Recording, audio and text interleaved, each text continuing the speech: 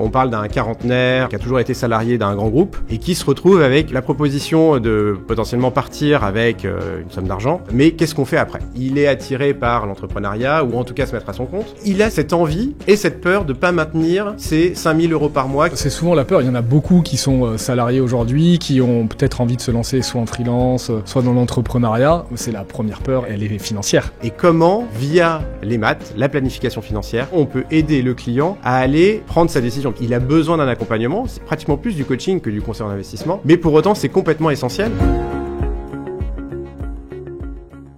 Bienvenue dans ce nouvel épisode de Entrepro, le podcast où on étudie un cas pratique d'un cas client par le CGP ou le conseiller en investissement qui l'a accompagné lui-même. Et aujourd'hui, j'ai le plaisir d'accueillir Jonathan Kiefer, conseiller en investissement pour Jolka Invest, ton cabinet de conseiller en gestion de patrimoine. Tu es également advisor pour Shares. Salut Jonathan. Salut Guillaume. Comment tu vas ?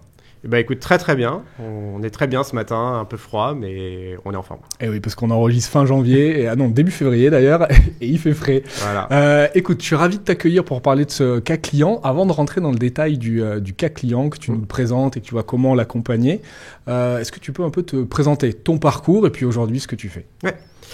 Donc, Jonathan Kiefer, moi j'ai commencé comme gérant Instit chez Lyxor pendant 10 ans. Après, j'ai... Lyxor devenu Amundi, là. Lyxor devenu Amundi, et moi j'étais gérant Instit sur les fonds de hedge funds. Donc, c'était pas sur le business ETF à la base. Okay. Donc, c'était un métier très... donc, déjà, entre Instit, c'est un métier très technique. Je faisais en gros la relation entre des fonds de pension européens et des hedge funds américains. Donc, un métier d'expert. J'ai pivoté une première fois en passant à la banque privée Société Générale, où je me suis occupé des programmes de robo-advisor de la banque privée. Et pivoté une deuxième fois en partant en start-up chez Epsor, où j'étais directeur des investissements et donc dans l'épargne salariale, avec du coup la responsabilité d'un robo-advisor, de la section d'un univers d'OPCVM.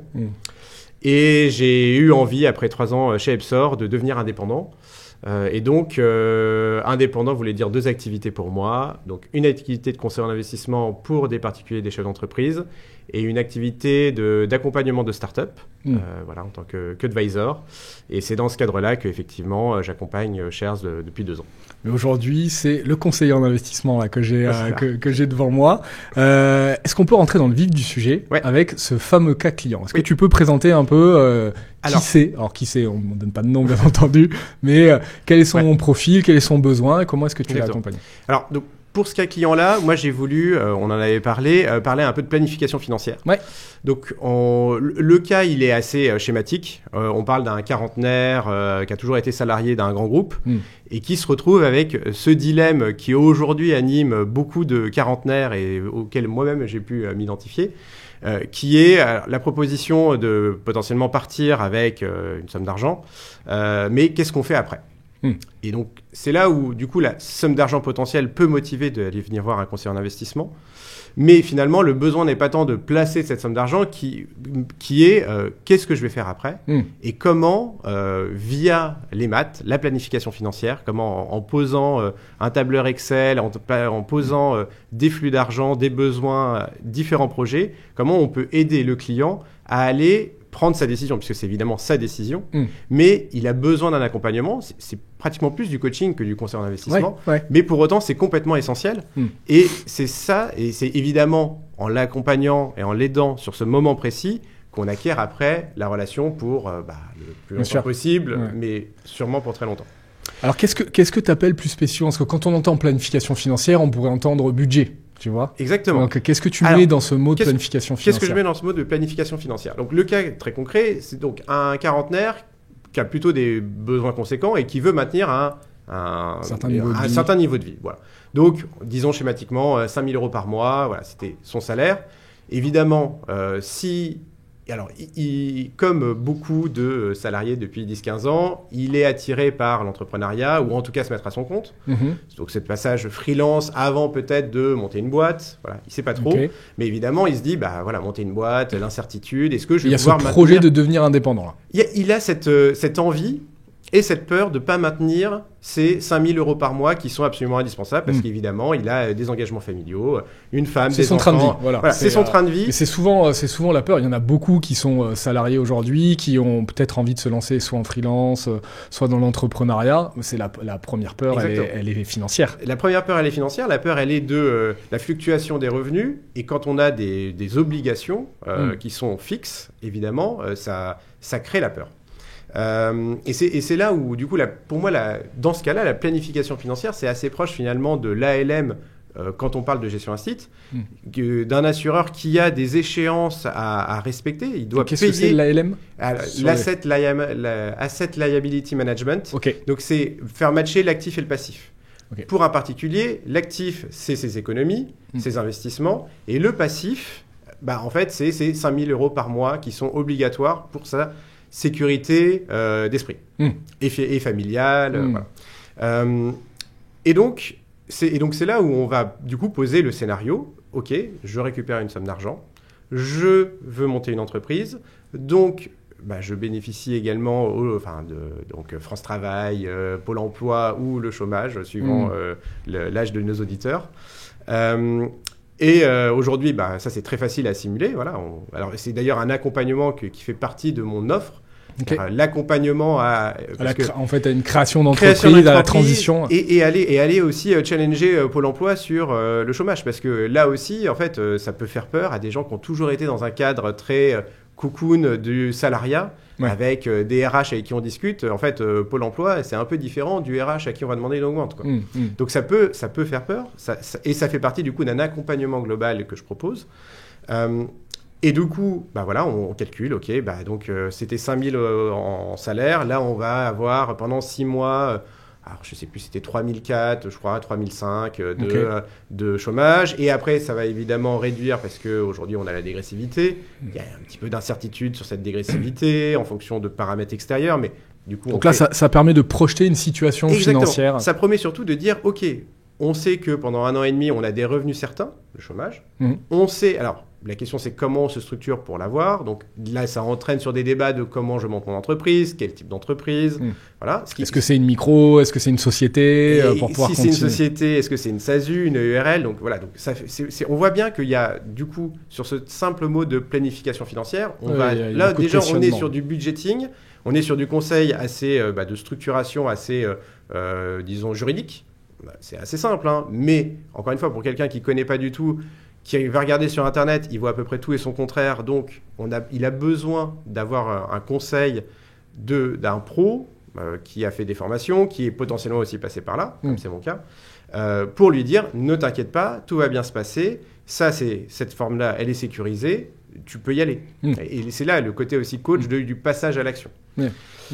Et puis après, du coup, on fait un tableur Excel, quoi. Voilà, donc 5 000 de besoins, voilà les revenus en face, donc voilà l'argent qui va manquer. Et donc, on voit l'argent qui va manquer, où est-ce qu'on va le prendre. Donc évidemment, quand il y a un chèque, c'est super parce que ça va être financé par une partie du chèque. Donc un chèque, tu veux dire un plan de départ volontaire, un départ négocié, voilà. Mais évidemment, quand on a une rentrée d'argent, ça rend les choses plus faciles que s'il n'y en a pas. Sinon, on vient taper dans l'épargne, c'est ça ? Sinon, voilà. Ou alors dans sa future activité. Alors, voilà. Mais c'est là où, alors, si on commence en tout cas, clairement, pour ce use case précis et d'autres cas, le côté taper dans mon épargne ou aller emprunter pour monter une activité, c'était clairement un no-go, quoi. Voilà. Okay. Donc, il était bien dans ce scénario-là d'un chèque. Et pourquoi c'est intéressant ? Parce que du coup, on peut utiliser... Là, on va rentrer un peu plus dans le conseil en investissement traditionnel avec le choix d'enveloppe. On peut aller choisir, par exemple, un PER qui va nous permettre d'aller défiscaliser et récupérer les 4 dernières années.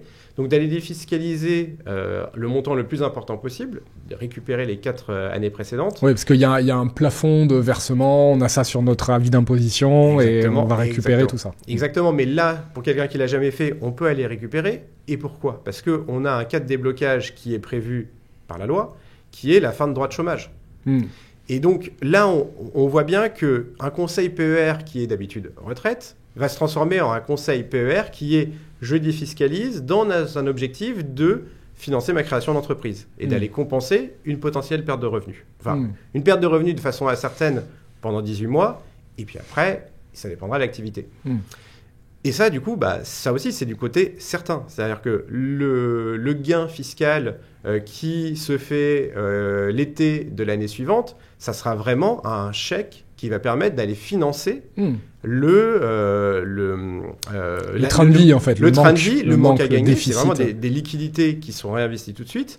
Et dans le cas précis, c'était la moitié de la perte de revenus pendant 18 mois. Donc, juste le conseil, ouvre un PER, tu l'investis en fonds euros. Là, le conseil en investissement, il est très simple. Oui, il y a 18 mois d'horizon d'investissement. L'objectif, ça sera de débloquer dès la fin des droits de chômage. Donc, voilà, on vise du 3-4%. Le conseil, il n'est pas au niveau du conseil en investissement. Il est au niveau du conseil de l'ouverture et de l'intérêt fiscal à la sortie, puisque le gain fiscal, le gain d'impôt sur le revenu, n'est pas récupéré dans ce cas précis d'accident de la vie, qui est un des seuls accidents de la vie qui est pilotable. Ok. Donc ça veut dire qu'on n'est pas imposé en sortie ? On est imposé en sortie que sur les plus-values. Que sur les plus-values, on n'est pas sur la imposé partie en sortie sur la partie qui a été défiscalisée. Ok, donc on ne vit pas ce fameux effet tunnel du PER dans ce cas précis de déblocage. Dans tous les cas de déblocage, accident de la vie. Ok, mais ça je l'ignorais, tu vois. Voilà. Donc et ça c'est du coup beaucoup l'ignorent. C'est charge au conseiller en investissement au CGP d'apporter cette information précise à ce cas précis-là qui va effectivement changer un peu la vision risquée de l'entrepreneuriat, parce qu'encore une fois... c'est des décisions aujourd'hui qui sont certaines. C'est des décisions aujourd'hui qui sont certaines et dont le cash-out est dans... alors si c'est en fin d'année, c'est dans 6 mois, quoi. 7 mois. 7 mois après, on a le cash-out, on a l'intérêt. Déjà, alors, on a le premier cash-out qui est le remboursement de l'État, et le deuxième cash-out, il est dans 18 mois. Ok. Donc on est là d'un côté complètement certain. Ensuite, la deuxième partie, donc on a la sécurisé les 18 mois de chômage, lancement d'activité. Okay. Après, la deuxième partie d'incertitude, c'est comment je pourrais me payer à la fin de mes droits chômage. Donc là, évidemment, pour quelqu'un qui va se lancer, il n'en sait rien. Donc après, la question, ça sera ce que je n'ai pas utilisé comme de mon chèque, comment je vais le placer, avec du coup un horizon qui commence à être de 2 ans, parce que déjà, on a sécurisé les 18 premiers mois. Donc on a déjà un peu plus de temps, donc un peu plus de risque potentiel. Et comment je vais le placer pour aller compenser potentiellement une perte de revenus.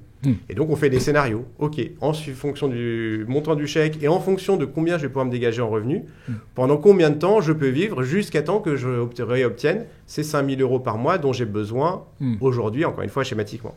Alors évidemment, là, on voit bien qu'on commence à faire des scénarios à 2 ans, donc il peut se passer pas mal de choses entre-temps. Mais c'est la réalité de l'entrepreneuriat aussi. Voilà, mais en tout cas... rapidement, en faisant les maths, on dit, en fait... il y a déjà 2 ans, en fait. Voilà, il y a déjà 2 ans. Alors déjà, potentiellement, pendant 1 an et demi, on travaille et l'argent reste dans l'entreprise. Donc, alors évidemment, même si on est imposé à l'IS, etc., c'est déjà de l'argent qu'on ne se paye pas. Bien sûr. C'est très important. On ne se le paye pas pour le plus rapidement possible. On arrive aux fins de droit de chômage. Le plus rapidement, on débloque son PER. On récupère cet argent-là qui va, évidemment... ce PER-là, cet argent-là, va permettre de financer encore 6 mois. Donc, on est bien sur 1 an. Sur 2 ans. Sur 2 ans. Et puis voilà. Et puis après, on fait des scénarios et on dit, fonction de la somme d'argent, en vrai, pendant 10 ans, tu peux diviser tes revenus par 2 de ton travail parce que, en fait, avec l'argent que tu as mis de côté, tu vas pouvoir garder ces 5 000 € qui sont ton point d'ancrage dont tu as besoin pour être conforme. Voilà. Et donc, en faisant ces simples maths, on a le client passe à l'action. C'est ça qui est évidemment satisfaisant. Ouais, donc, tu l'as éclairé déjà un peu plus de 2 ans. Tu l'as éclairé, il passe à l'action. Évidemment, il te confie en gestion l'ouverture d'un PER. Puis sur le reste, alors là, en plus, on peut panacher parce qu'on peut dire, OK, de cet argent-là, tu en auras besoin potentiellement entre 2 et 5 ans. Alors peut-être ça sera de l'assurance vie avec du fonds euro parce qu'encore une fois, on va plutôt aller travailler sur le rendement que sur un gain en capital.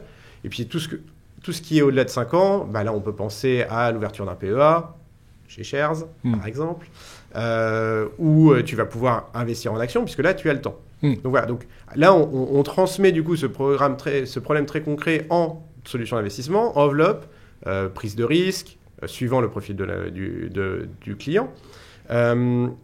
Et évidemment, du coup, tout ça se fait. Et puis très rapidement, en fait, le client met en œuvre. Voit que dès qu'il a créé son entreprise, il a des demandes, parce qu'évidemment, Le fait qu'il soit parti de son entreprise, ça mobilise des gens qui lui proposent des choses. Et en fait, très rapidement, on se rend compte que... Ce client, il était dans quel secteur d'activité? Alors, il était dans l'audiovisuel. Audiovisuel, ok. Il était très, très pointu dans l'audiovisuel, notamment dans l'acoustique. Ok. Voilà. Et lui, pour lui, c'était une vraie question. Oui, mais tout le monde travaille plutôt en CDI dans ce monde-là. Donc, est-ce que le freelance allait travailler sur des missions particulières? Est-ce que c'est possible ou pas? Et en fait, il a même pas... Enfin, les premiers appels, le téléphone a commencé à sonner quand ils ont su qu'il partait de l'entreprise, avant même qu'il ait créé la boîte. Ok, c'est aussi sécurisant. Donc évidemment, voilà, mais pour lui, une fois que la décision est prise, voilà, de toute façon, la décision est prise. Mais évidemment, très rapidement, ce plan est sécurisé quand il voit que très rapidement, il va pouvoir faire du chiffre d'affaires et chaque mission va dérisquer son projet. Et d'ailleurs, d'où le rôle aussi d'un accompagnement dans la durée. Chaque mission et chaque argent qui sera mis en trésorerie dans l'entreprise sera finalement le futur salaire qui pourra se payer à la fin du droit chômage. Et du coup, ça veut dire que le reste, on peut le risquer plus, parce qu'on sait qu'il en a de moins en moins besoin, et donc on peut augmenter soit la prise de risque, soit la duration du portefeuille qu'on a mis donc en PEA, assurance vie, potentiellement private equity pour ceux qui ont vraiment des gros montants et qui ont du temps devant eux, quoi. Et sur la partie structuration juridique, parce que là, ça fait aussi partie du sujet, est-ce qu'il faut lancer une micro? Est-ce qu'il faut créer une personne morale? Bon, je pense que pour les droits chômage et tout, j'ai déjà la réponse, mais je te laisse y apporter des... Absolument, c'est bien pour ça que le conseil, il doit être quand même assez précis, puisqu'il y a des choses trappes, il y a des pièges. Ouais. Voilà, se mettre à son compte, dans un objectif de maintenir ses droits chômage, ça veut dire créer une personne morale. Et du coup, ça veut dire le choix entre une SASU et une EURL. Et là, le choix entre les deux, alors il est assez mouvant, puisqu'il y a des doctrines qui changent, notamment pour le maintien des droits chômage. Okay. Il y a évidemment aussi quel est le plan à long terme. S'il y a un plan de s'associer, de faire des opérations capitalistiques, etc., voilà, la SASU s'impose. Mais elle est un peu plus chargée au moment où on va se payer. S'il y a un plan d'être complètement indépendant, alors on peut, si on veut vraiment sécuriser son ARE, du coup sa contribution chômage, quand même aller du côté de la SASU, mais après, potentiellement la transformer en EURL au moment où on va commencer à se payer. Parce que fiscalement et socialement, c'est plus intéressant en EURL qu'en SASU. Et exactement. Alors, surtout quand on est bien accompagné par un conseiller en investissement, puisque l'EURL veut dire moins de cotisation retraite, c'est à peu près ça le seul désavantage. Ouais. Mais donc... Il faut le préparer autrement. Il faut du coup le préparer autrement. Il faut penser au PER à ce moment-là, dans cette phase d'entrepreneuriat, où on va potentiellement pas se payer le maximum, mais on va juste se payer ce dont on a besoin pour vivre, pour limiter les charges sociales et sortir le plus possible de résultats de l'entreprise via un PER pour préparer sa retraite.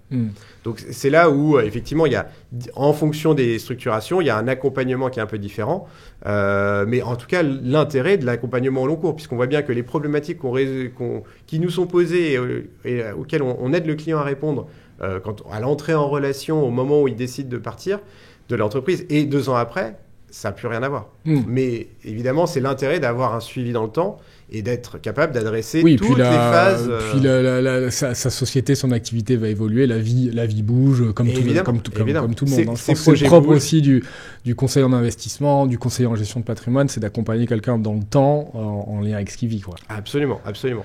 Mais c'est le sens de moi de ce que je propose comme formule d'accompagnement.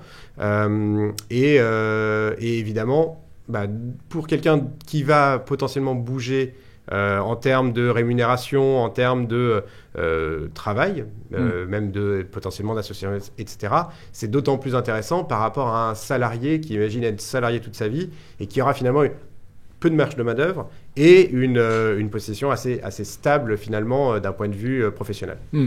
Donc si on revient sur ce cas et si on devait le récapituler là, pour ceux qui nous écoutent et qui pourraient se dire tiens, je suis dans ce cas-là, moi aussi je suis salarié, moi aussi j'ai toujours voulu créer mon activité, devenir mon propre patron. La première étape, c'est quoi? C'est la planification financière? Alors, je pense que la première étape, c'est déjà le mindset, évidemment. La première étape, c'est profiter de ce qu'offre la France. Alors, la France offre beaucoup de fiscalité, mais offre aussi pas mal d'avantages pour les entrepreneurs, qui est encore Pôle emploi, France Travail. C'est vraiment une bonne façon de pouvoir planifier les 18 premiers mois. Donc ça veut dire un départ se fait pas sur un coup de tête en démissionnant. Ça veut dire ça se prépare, ça se discute avec son entreprise. Donc éventuellement des ruptures conventionnelles, ou des plans de départ volontaires, il y a plein de dispositifs. Il y a plein de dispositifs. Évidemment, plus il y a de liquidité ou d'épargne ou un chèque potentiel, plus on a de marge de manœuvre. Si c'est juste une rupture conventionnelle, voilà, il y a moins de marge de manœuvre et évidemment, du coup, le conseiller en investissement, s'il n'a pas de matière pour travailler, voilà, c'est peut-être le disclaimer, c'est que nous, en tant que conseiller en investissement, il faut de la surface. Il faut de la surface. Il faut de la surface pour pouvoir planifier quelque chose. Il faut qu'il y ait de la surface. S'il n'y a pas de liquidité, on peut faire de l'accompagnement, on peut faire du coaching, mais en tout cas, on n'aura pas ces marges de manœuvre et ces champs d'optimisation. Il y a le chèque et le sujet de l'épargne déjà constituée. Parce que ce que je trouve intéressant, c'est que souvent aussi, c'est un projet en lui-même. L'argent est toujours au service des projets. Absolument. Si ça devient important pour soi de créer sa propre entreprise, etc., c'est pas complètement déconnant au final de se dire j'ai un matelas d'épargne, j'ai une partie de mon épargne que je consacre à ce projet-là. Absolument, absolument. Après, il faut voir dans quoi elle est allouée. Oui, dans quoi elle est allouée, quelles sont les marges de manœuvre. Encore une fois, on a parlé du PER, de ce cas de déblocage. Donc, si on a déjà des PER constitués, super. Ça veut dire qu'on pourra les débloquer. Ça, voilà. Et il ne faut pas oublier que là, donc on parlait du cas d'ouverture d'un PER individuel avec du coup la fiscalité qui rendait les choses encore plus intéressantes. Si on parle de salariés de grand groupe, ils ont généralement un PER obligatoire. Dont certains n'ont même pas conscience. Puisque, alors les spécificités du PER obligatoire, c'est que, à la différence de l'épargne salariale, on ne demande pas chaque année l'avis dans quoi allouer. C'est-à-dire que la décision, elle est prise généralement à la signature, à l'entrée dans l'entreprise. On ne s'en souvient même pas si on est depuis 10-15 ans dans une entreprise. On nous a demandé comment tu veux allouer ton PER obligatoire. Donc ça, c'est les anciens articles 83. Article 83, exactement. Donc on est plutôt dans le cadre du grand groupe. Mais ceux-là aussi sont débloquables en cas d'accident de la vie, fin de droit de chômage. Et c'est d'ailleurs le seul cas de déblocage, à la différence du PER individuel qui a le cas de déblocage achat de résidence principale. Dans le cas des PER obligatoires ex-article 83, ce cas de déblocage n'existe pas. Donc c'est une vraie porte de sortie, c'est une vraie porte, c'est un événement de liquidité ultra important. C'est l'événement de liquidité absolument imbattable. Donc évidemment, j'en ai pas parlé et c'est effectivement, tu fais bien de le mentionner, pour le cas de salariés de grands groupes.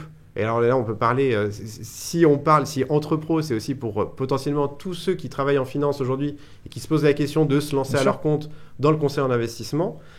Oui, ils ont généralement, dans toute cette grande boîte-là, il y a des PER obligatoires.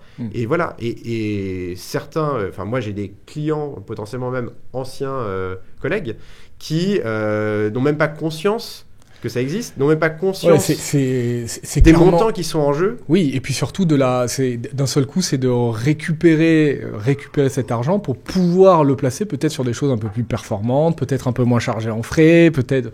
Enfin, il y a plein de raisons. Au-delà du projet en lui-même, au-delà de la planification financière que tu fais, il y a aussi récupérer ce cash pour peut-être le placer en soi-même.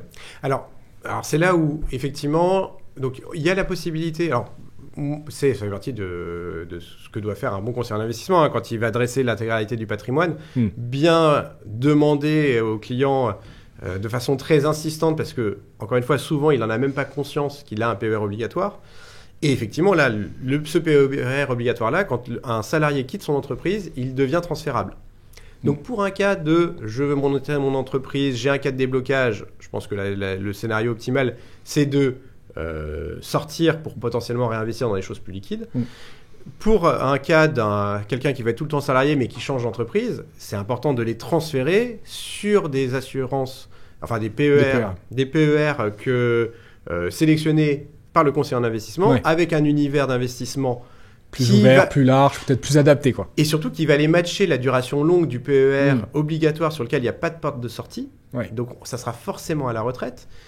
Et d'où l'intérêt d'aller peut-être aller chercher du private equity, encore une fois des supports à longue duration, qui n'ont pas de liquidité, mais qui matchent bien une enveloppe qui elle-même n'a pas de liquidité, sauf ce cas qu'on peut un peu piloter. Alors sauf les accidents de la vie, qu'on souhaite à personne, et cet accident pilotable qui est les fins de droit de chômage. Ouais, intéressant d'avoir ça en tête pour aller voir son conseiller et lui dire attends, je pars, parce que ça peut partir des conseillers bien entendu, mais ça peut aussi partir des individus bien ou sûr. Des particuliers qui entendent ça, qui disent ok, c'est quelque chose qui est envisageable. Bien sûr. Ok. Et sur la partie planification financière, choix du système. Pas du système, mais de la structure, de la structure juridique. Ouais. Est-ce qu'on arrive à aller plus loin que 2 ans ? J'entends bien, dans ce cas précis, qu'il y avait la volonté de se servir à 5 000 € par mois après ces 2 ans. Est-ce que tu conseilles, après, au niveau de l'optimisation de la rémunération, d'investir à travers sa société ? Oui. Ou de sortir systématiquement, qu'est-ce que tu proposes? Alors, très juste. Après, là, on passe vraiment une fois que l'entreprise est créée et que du coup, on parle plus à un ancien salarié en train de monter son activité. On parle à un entrepreneur, ça fait 2 ans. Un entrepreneur qui a, qui marche bien et qui fait du chiffre d'affaires qui va au-delà de ce qu'il a besoin pour se payer.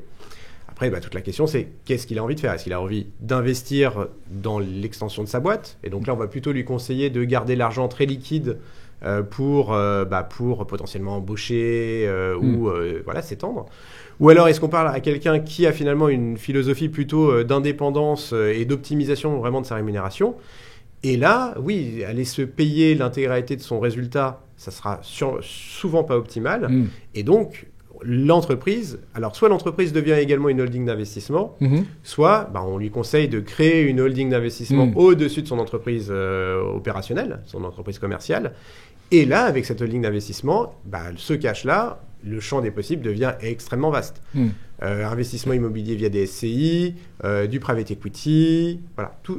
L'avantage, c'est du cash qui sort pas, qui n'est donc pas imposé à la flat tax, et ça donne plus de surface d'investissement. Ça donne plus de surface d'investissement, surtout que quand on est sur ces niveaux de rémunération-là, on va potentiellement à tangenter les 41% de la tranche d'après. Donc, c'est là où, oui, il faut tout faire pour éviter cette tranche-là via PER et via thésaurisation dans l'entreprise, report du résultat, report à nouveau du résultat. Et puis voilà. Alors généralement, les entrepreneurs au début sont pas dans une phase d'investissement. Ils sont là, là pour l'instant ça marche bien, mais si ça ne marchait pas, donc c'est pour ça que conserver un matelas pour pouvoir s'assurer que même si y a un intercontrat si on parle de freelance, il y a des changements réglementaires si on parle d'autres activités et une baisse de revenus, on a suffisamment de cash pour continuer à se payer ce qu'on a besoin pour sa tranquillité d'esprit. Merci là pour ça, parce que je pense que ce qu'il faut retenir là, de cet échange, que moi j'ignorais pour le coup, et peut-être que d'autres conseillers l'ignorent, c'est ce cas particulier où l'année dans un PER, donc qu'on rappelle la mécanique, mais l'année d'investissement pour les versements qu'on qualifie de déductibles, on peut les déduire de notre revenu imposable et donc avoir une baisse d'impôt à hauteur de son taux marginal d'imposition. Exactement. Et là, ce que je comprends et ce que je retiens, c'est que dans le cas d'accident de la vie, et dans ce cas précis d'accident de la vie de fin de droit de chômage, je ne vais pas être imposé sur cette partie des versements déductibles sur lesquels j'ai obtenu un gain fiscal. Exactement.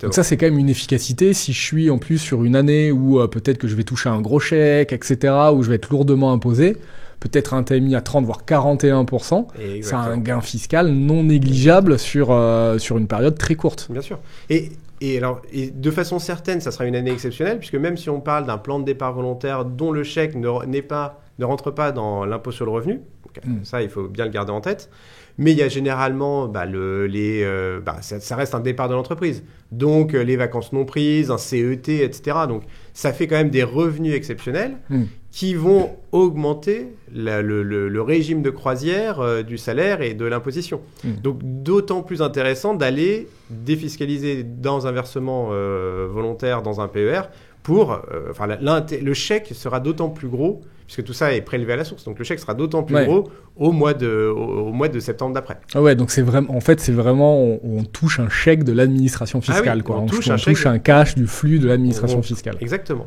Qui va tout de suite être réutilisé pour financer son train de vie et sa perte de revenus au chômage. Ok, super intéressant. Voilà. Merci beaucoup, Jonathan, d'avoir expliqué tout ça. Je peux dire, c'est testé et approuvé, puisque votre serviteur l'a fait lui-même, donc ça marche. Donc tu l'as fait toi-même. Je l'ai fait moi-même. Donc ça, non mais ça c'est encore mieux, parce qu'on aime bien avoir un conseiller qui applique lui-même ce qui prodigue. Donc super. Ben justement, moi je suis aujourd'hui dans ce cas-là. Je suis quelqu'un qui se pose ces questions, qui écoute ce podcast. Où est-ce que je te retrouve ? Alors, tu me retrouves sur LinkedIn. C'est là où c'est la façon la plus simple de me retrouver, de m'envoyer un petit message. Donc, Jonathan Kiefer sur LinkedIn, on mettra le lien. Tu mettras le lien. Jonathan Kiefer sur LinkedIn. C'est vrai que, la spécificité de mon offre, j'en ai parlé chez une collègue à toi, c'est que je fais un abonnement patrimonial. Donc une certaine somme tous les mois pour avoir accès à mes services, aux outils que je mets à disposition de mes clients. Et la contrepartie de ça, c'est que du coup, toutes les enveloppes ou les produits que je vais distribuer, ça sera sans frais d'entrée. Voilà. Donc, aucun frais d'entrée, un abonnement patrimonial, et t'es disponible, joignable. Et voilà, je suis disponible, joignable. Il y a un process, il y a des rendez-vous récurrents, et la possibilité de prendre un rendez-vous dans mon agenda. Et c'est vrai que, en fait, moi, je fonctionne beaucoup par bouche à oreille. Mon premier cercle, c'était alors, je suis ingénieur à la base, donc c'était mes camarades ingénieurs qui, pendant 10 ans, m'ont dit, tu veux pas nous accompagner? Voilà, donc quand je leur ai dit, je me lance, ils ont sauté sur l'occasion. Voilà, c'était mon premier cercle. C'est souvent comme ça, hein, c'est qu'on se développe dans cette activité-là. Voilà, bon, c'est vrai que les collègues financiers sont arrivés un peu après les camarades ingénieurs, parce que toujours en bon financier, et j'étais pareil, j'étais pas accompagné, et c'était, je pense, une erreur que j'ai faite pendant mes 15 ans de carrière en banque, c'est de ne pas être accompagné. Ce qu'on appelle le cordonnier le plus mal chaussé, exactement. C'est ça ? En fait, penser que les connaissances en finance servent, alors que les connaissances en patrimoine... Alors, moi, j'ai fait... Alors, on n'en a pas parlé dans le parcours, j'ai fait l'OREP dans cette phase Comme master de gestion de patrimoine. Voilà, master de gestion de patrimoine, expert en conseil patrimonial à l'OREP, où j'ai vu tout ce qui me manquait pour être un conseiller patrimonial aussi, le civil, le fiscal. Et donc, le finance, qui était mon point fort, ça fait que la moitié d'un bon conseiller en investissement. Il faut bien avoir les deux pattes. Et voilà. Et donc, les financiers ont bien cette patte financière. Ils savent prendre des risques. Ils savent aller sélectionner les meilleures enveloppes assurantielles ou les meilleurs PEA avec des ETF. Ils savent le faire. Par contre, structurer leur patrimoine, penser à avoir cette vision optimisation fiscale, préparer potentiellement le patrimoine, les études des enfants via les enveloppes bien choisies, ça, généralement, ils n'ont pas les connaissances, ils n'ont pas le temps pour s'y intéresser. Et en plus, ce mot de CGP leur fait un peu peur parce que il y a 10-15 ans, quand un CGP les appelait, c'était pour leur proposer de la défiscalisation immobilière. Des choses qu'ils ne voulaient pas faire. Donc c'est pour ça qu'encore une fois, là, si on conclut par quoi on a commencé, la planification financière. Voilà, ça leur parle. C'est d'ailleurs c'est un terme anglo-saxon, c'est des méthodes anglo-saxonnes, et le terme planification, c'est de cousins québécois qui utilisent ce terme-là. Et dans le monde anglo-saxon, c'est un passage obligé. Tout le monde a son wealth planner, son planificateur financier, qui va l'accompagner à faire les bons choix d'enveloppe. Et puis après, si on a une expertise financière, on fait son allocation soi-même. Je trouve que ça va plus loin que la notion de, souvent on entend parler de budget. Il faut démarrer par un budget en France. Oui, effectivement, savoir ce qu'on dépense, savoir ce qu'on reçoit, ça fait partie de la planification financière. La planification financière, de ce que je comprends en t'écoutant, c'est qu'on la projette. Exactement. C'est de la planification. On la projette et on met en place des solutions, des objectifs de moyens par rapport à des objectifs de résultats qu'on va aller chercher. Exactement. On crée des scénarios dans le futur, en fonction de revenus, en fonction de besoins. Et évidemment, on crée plusieurs scénarios un peu extrêmes, et la réalité sera toujours entre ces scénarios extrêmes. Donc en plus, on a un cône de possibilités, et puis au fur et à mesure qu'on avance dans le temps, ça se réduit parce que les besoins s'ajustent, les revenus s'ajustent, et on peut continuer à optimiser dans le temps. Donc si on veut te retrouver, Jonathan Kiefer sur LinkedIn, un grand merci pour ton partage et d'avoir présenté ce cas client. Merci. À toutes. Ciao.